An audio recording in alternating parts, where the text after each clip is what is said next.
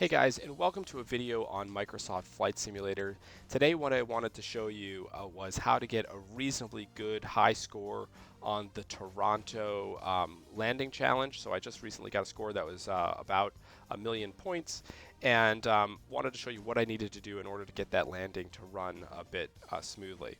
So here we are, we're already flying in the airplane. I got my instrumentation cluster. As you can see the map on the right hand side, and on the left hand side it's more of like the heads up display as to what's going on right in front of me. And I'm going to use that to really, the left display, to really help line up my airplane with the runway.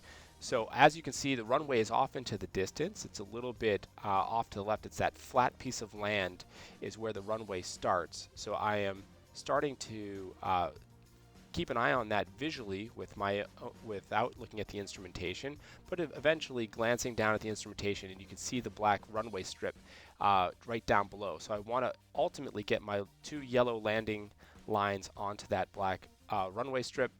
And meanwhile, I'm keeping an eye on my altitude, which is at 1,400 feet, and my speed, which is at 158 knots. So as I'm starting to approach and get my aircraft lined up, I want to start configuring my airplane for landing. So I'm going to hit the flaps and I'm going to drop my landing gear. And as I do that, you can see that my altitude starts to drop pretty heavily. So now I'm already down to 700 feet, and my airspeed is now down to 104.